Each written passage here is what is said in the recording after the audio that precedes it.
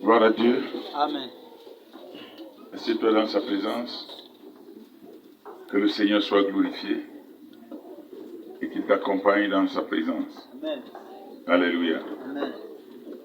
Écoute-moi très bien ce matin. Le temps est venu pour toi de mettre en pratique tout ce que nous avons dit sur les alliances. Le temps est venu pour toi de mettre en pratique tout ce que nous avons dit sur les alliances.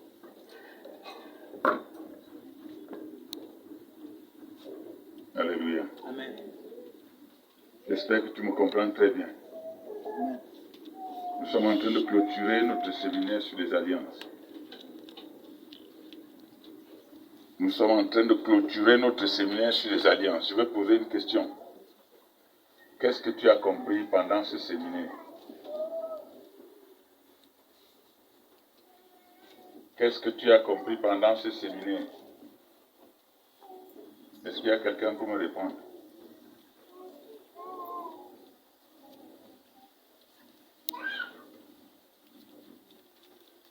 Il n'y a pas quelqu'un pour me répondre?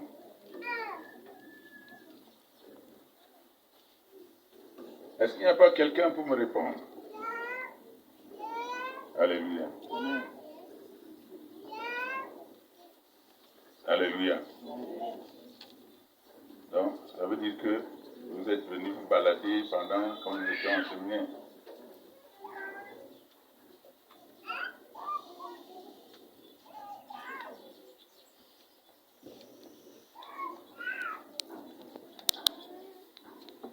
Alléluia.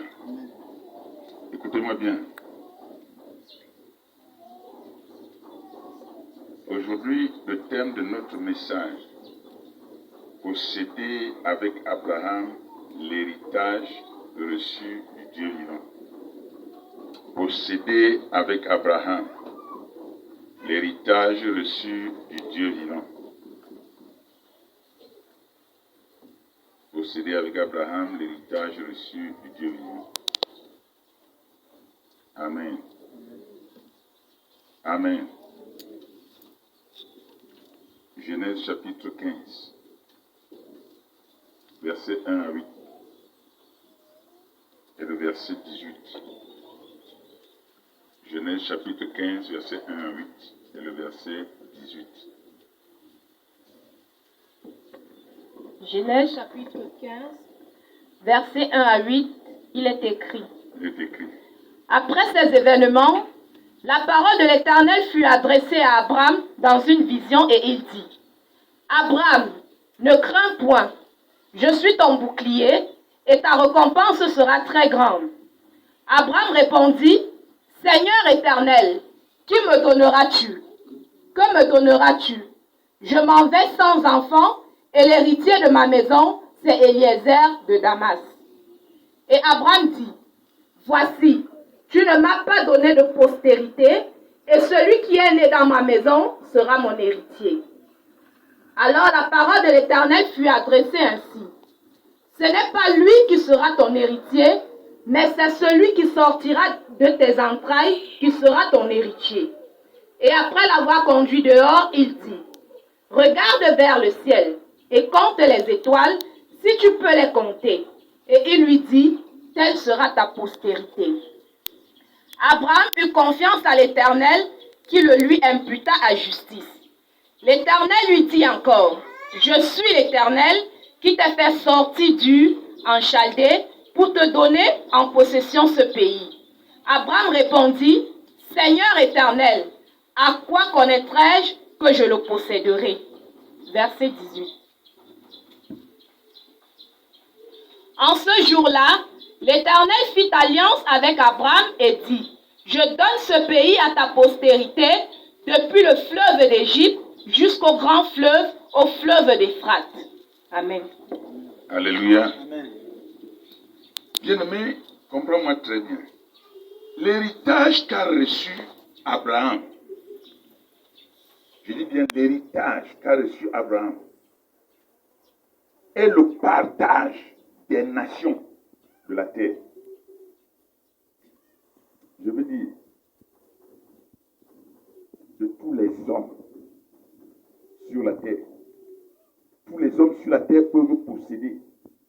avec Abraham cet héritage.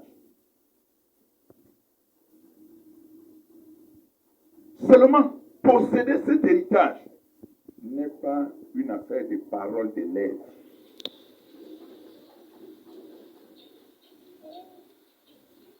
Posséder cet héritage n'est pas une affaire de paroles des lèvres. Je veux dire, une mise en pratique, c'est une mise en action de l'écriture. C'est une mise en action de l'écriture. Je veux dire, des principes liés à cet héritage.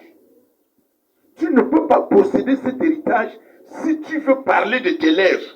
Tu ne peux pas posséder cet héritage si tu veux simplement prononcer, je veux dire, de ta bouche et ne jamais appliquer les principes qui sont liés à cet héritage. C'est pourquoi dans un premier temps, comprenons-nous très bien et comprenez-moi très bien, les principes spirituels à appliquer pour posséder cet héritage avec Abraham sont nombreux, mais je vous donne seulement 3. Et parmi les 3, nous allons voir un seul. Je dis les principes spirituels à appliquer pour posséder cet héritage. Je vous donne seulement 3. Le premier principe, c'est l'humilité. Plusieurs aujourd'hui n'ont pas part à cet héritage à cause du manque d'humilité, à cause de leur orgueil poussé. Et si vous leur demandez pourquoi vous êtes si orgueilleux, ils ne peuvent pas vous dire pourquoi ils sont orgueilleux. Ils ne savent pas que tel que nous sommes venus dans le monde, tout ce qu'on a, on va laisser dans le monde. Et je vous ai toujours dit, la plus grande richesse d'un homme sur la terre, c'est se poser des questions et se dire, combien de personnes peuvent sourire à cause de moi? Combien de personnes peuvent-elles être contentes à cause de ma personne? Combien de personnes dans mon entourage rient à cause de la présence en moi de ce que Dieu m'a accordé? C'est pourquoi il a dit, Abraham sera une source de bénédiction. La source fait réjouir tout son entourage. Est-ce que vous avez déjà vu une source dans laquelle on n'arrive pas à puiser? C'est ça le problème. Si tu veux posséder avec Abraham l'héritage que Dieu lui a donné, il faut te considérer d'abord comme une source de bénédiction. L'humilité doit remplir ta vie. Ce n'est pas ce que tu as qui est important, mais c'est ce que tu fais de ce que tu as qui est important.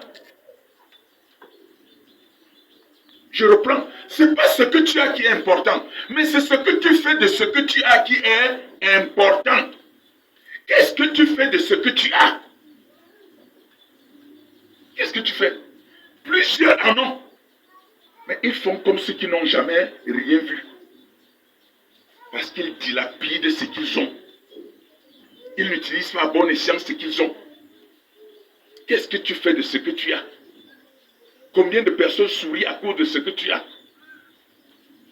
Ou tu rends malheureux ta maison pour faire sourire, je ne sais pas, les femmes dehors, les copines et les copains et tout ça dehors. Les orphelins sont là. Combien d'orphelins à qui est-ce que tu as donné un cahier, 2 cahiers, 3 cahiers? Que vas-tu faire de tout ce que tu as?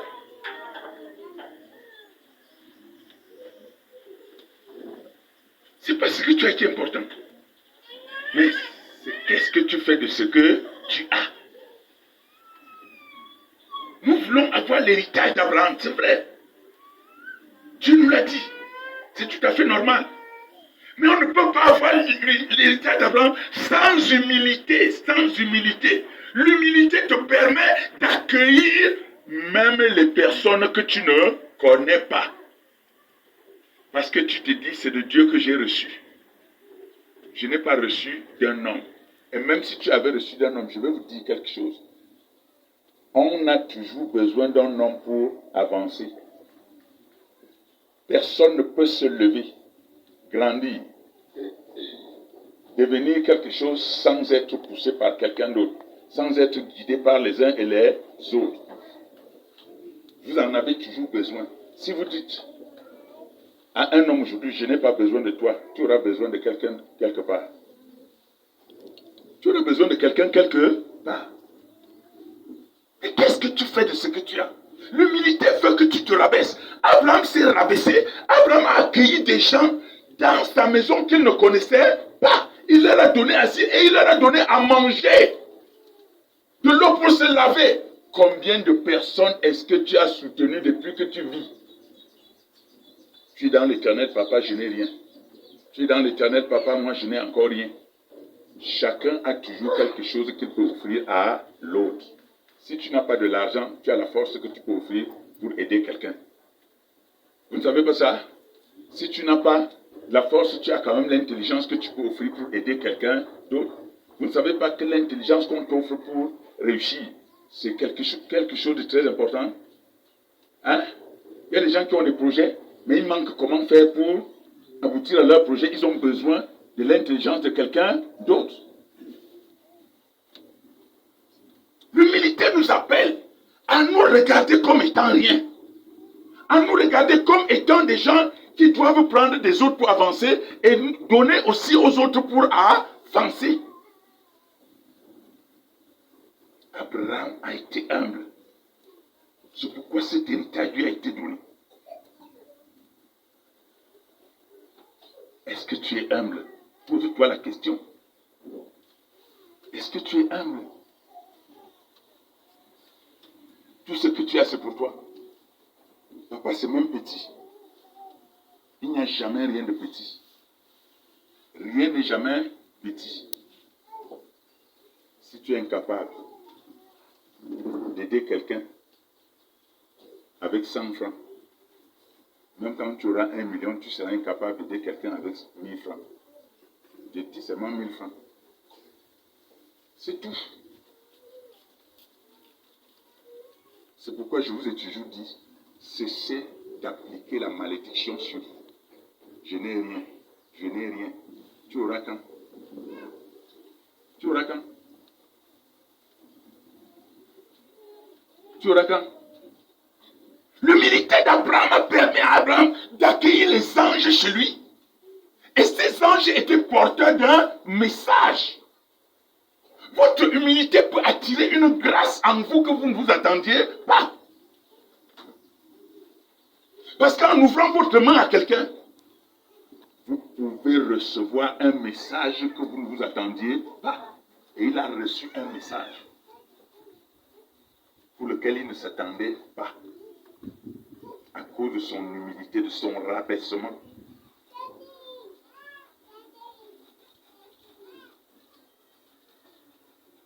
Deuxième chose, si nous voulons partager, je veux dire posséder avec Abraham l'héritage qu'il a reçu de Dieu, il faut que chacun ouvre son cœur, je n'ai pas dit se lève, et ait la foi. Il faut que chacun ouvre son cœur et ait la foi. Il faut que chacun ouvre son cœur et ait la foi. La foi, c'est pas pendant que tu as déjà de l'argent, de la nourriture, et tu dis Dieu est bon. Non. La foi agit pendant que tu étais noir.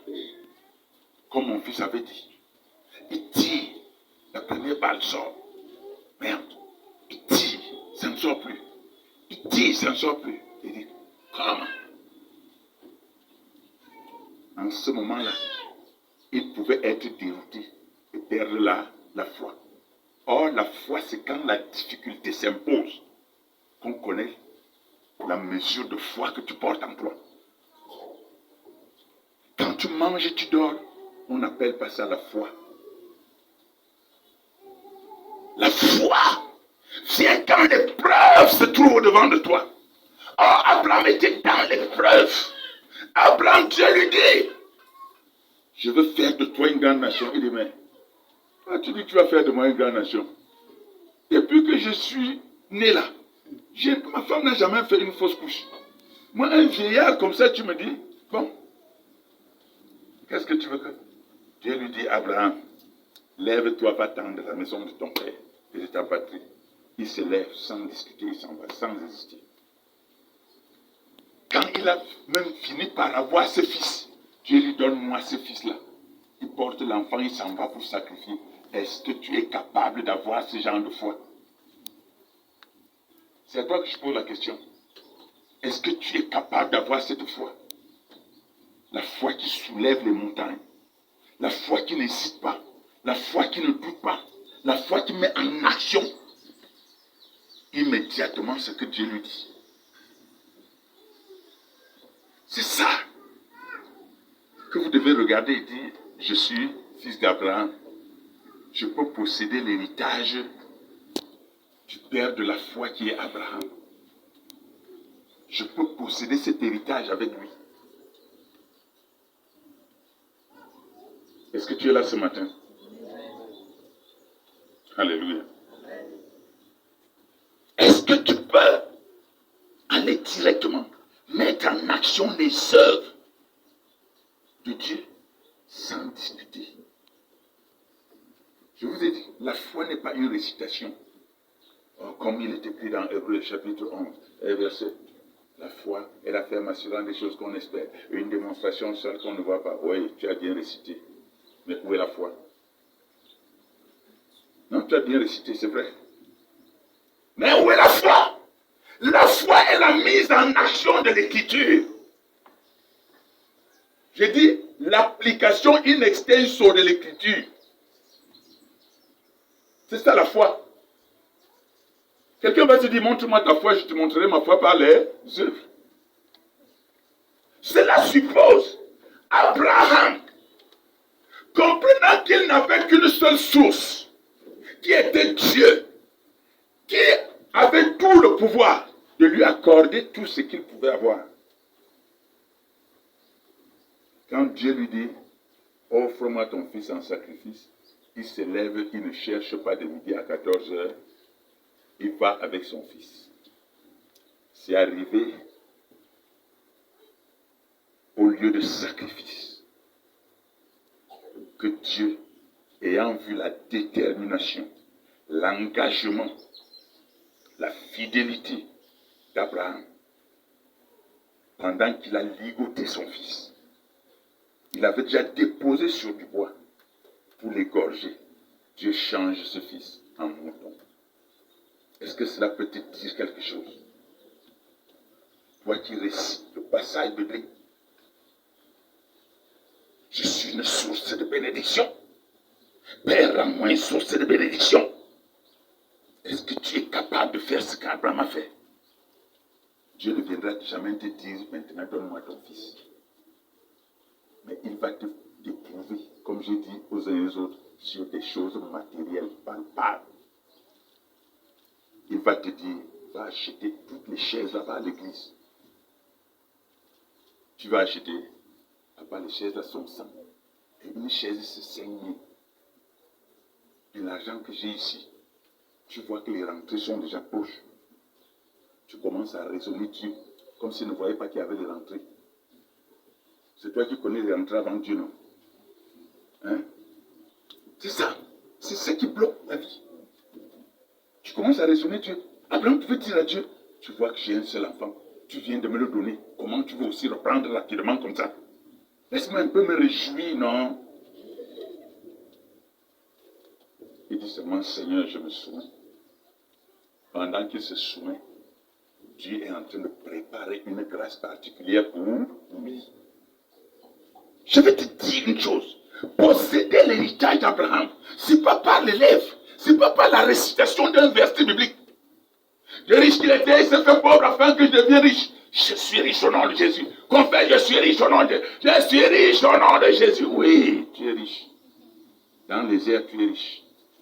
Mais dans l'application des faits, il faut que tu sois riche. Et comment être riche? Appliquer la parole de Dieu.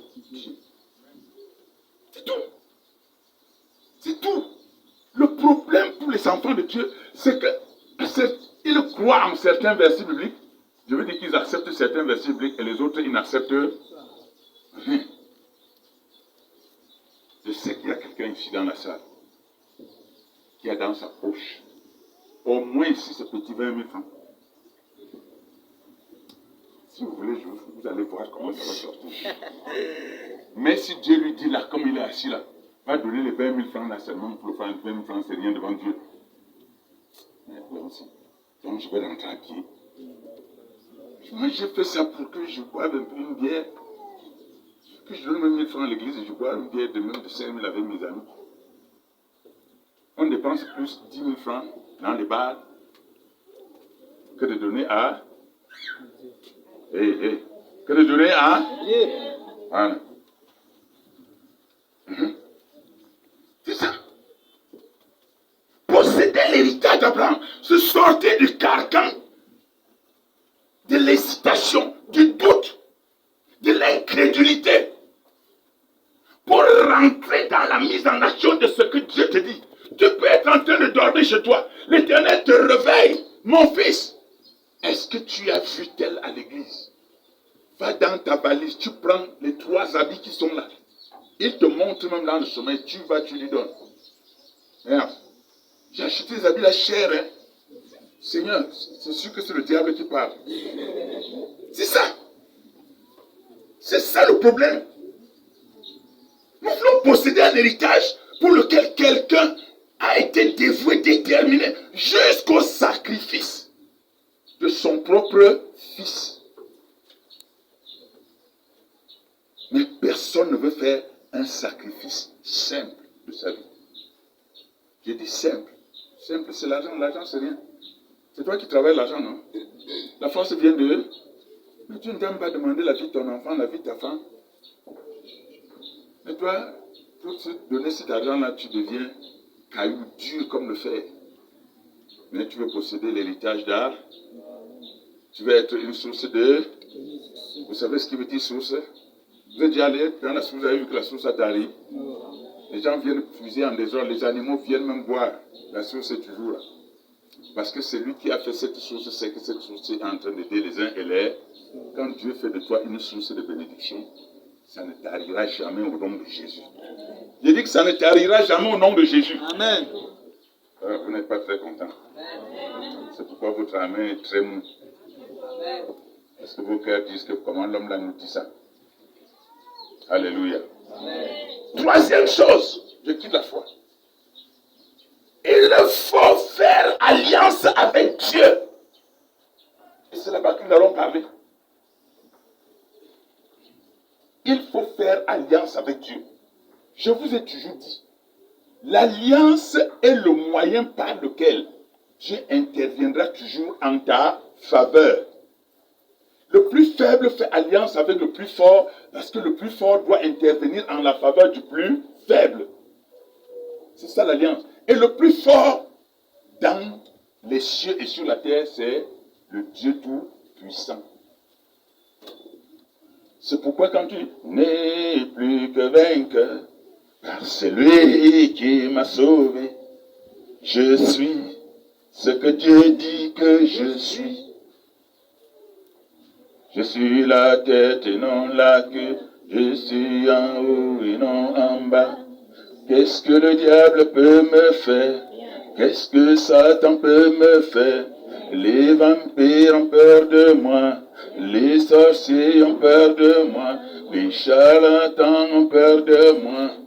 Qu'est-ce que le diable peut me faire? Je suis plus fort et non plus faible. Je suis en haut et non en bas. Je suis ce que Dieu dit que je suis. À cause de l'alliance. Relis. Ils vont suivre qu'à cause de l'alliance. Hey, Dieu a dit quelque chose à Abraham. Et c'est à toi qu'il veut parler. Puisque tu veux faire part de l'héritage d'Abraham. Cette alliance est ton alliance au nom de Jésus. Mais à toi de t'accrocher à cette alliance et d'appliquer les principes qui t'apportent le bonheur de cette alliance, frère. Ma fille, nous demeurons dans la misère parce que nous voulons demeurer dans la misère. Pas parce que Dieu veut qu'on soit misérable. Nous sommes abattus par les sorciers parce que nous voulons être abattus par les sorciers. Je vous ai toujours dit, si vous vous convertissez, je dis convertis votre cœur, donnez votre, acceptez par engagement et détermination, servir Dieu. Tu ne peux pas mettre ton pied dans ton village, quelqu'un te demande, tu es venu faire quoi? D'ailleurs, quand ils vont sentir que tu viens, chacun va prendre sa peau pour aller au champ. Parce que personne ne veut te rencontrer. Tu deviens la terreur des hommes. Alléluia. Amen. Alléluia. Amen. Oui. Vous ne dites pas un bon amen ce matin. Amen. Je comprends bien. Amen. Oui, lis. Verset 18. Non, relis le tout. Relis. Après ces événements, la parole de l'Éternel fut adressée à Abraham dans une vision et il dit. Dans une vision. Vous savez ce qu'on appelle une vision? Abraham ne dormait pas. Peut-être il était couché. Et subitement la vision a commencé. Dieu lui dit, Abraham, tu vois, dans la journée, je vous dis comment la vision, dans la journée, quand tu es assis, il y a un léger sommeil parfois qui te prend. Ce n'est pas le rêve, on appelle ça une vision. Un léger sommeil te prend. Alors tu vois, c'est ça la vision. Tu ne dors même pas. Dès que ça finit là, tu ouvres les yeux. C'est ça la vision. Vous avez déjà appliqué?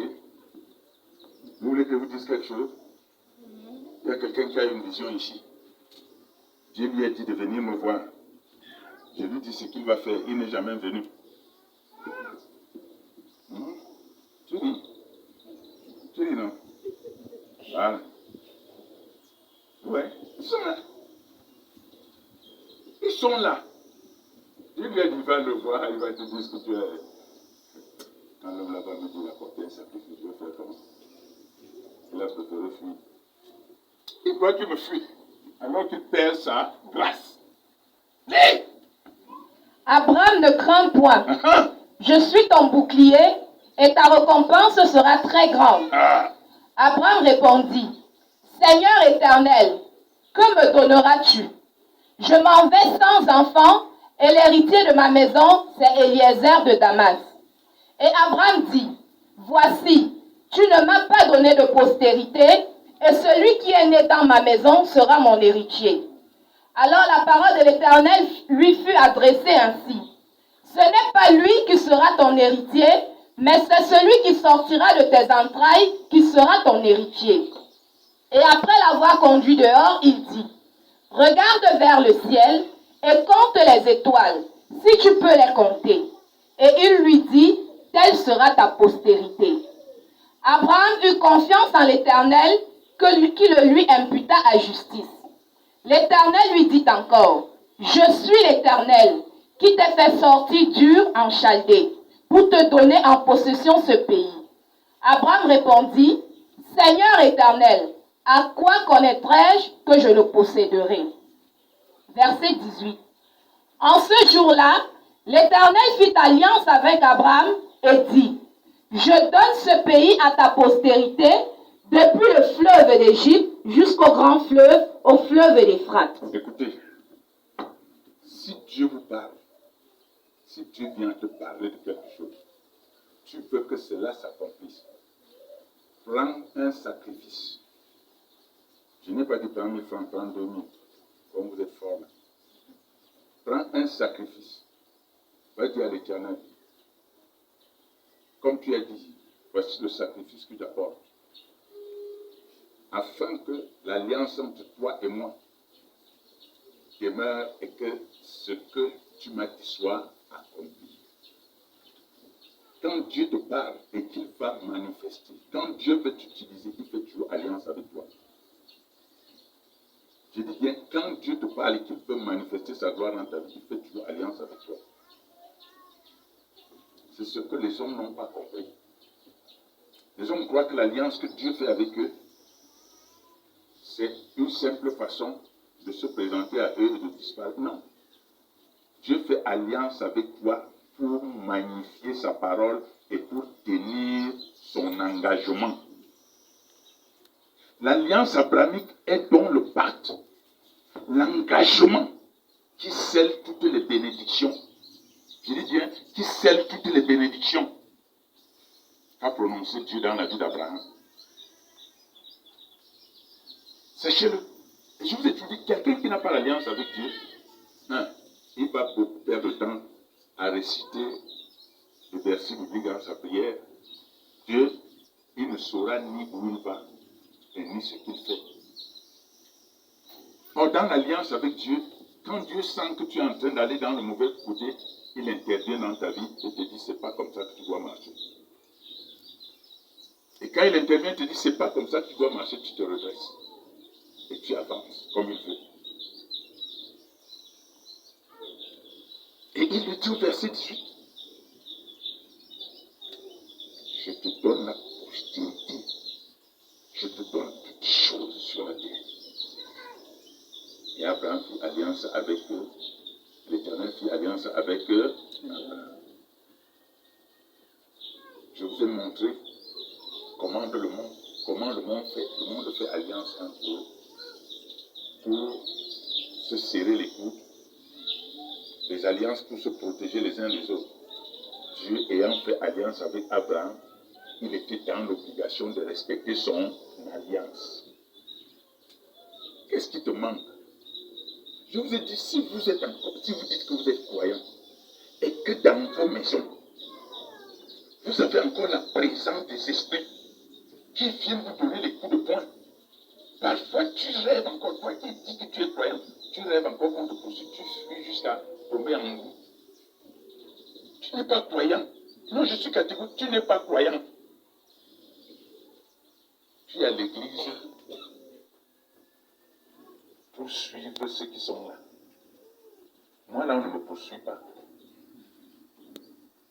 Puisque c'est moi qui dois les poursuivre, l'ange qui est en moi les poursuit et les abat, n'est-ce pas? Amen. Et comment alors on va me poursuivre? Si on me poursuit, ça veut dire que l'Esprit de Dieu qui est en moi n'existe pas. Puisque l'Esprit de Dieu en toi, c'est Dieu. Comment Satan va poursuivre Jésus jusqu'à l'attraper?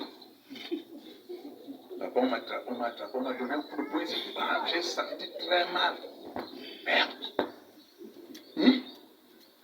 Voilà. Et il crie victoire. La victoire est dans le sang de Jésus. Est-ce que tu prends souvent le sang là? Hey. Est-ce que tu prends souvent le sang là? Oui. Et on te poursuit jusqu'à te dominer. C'est ça, non?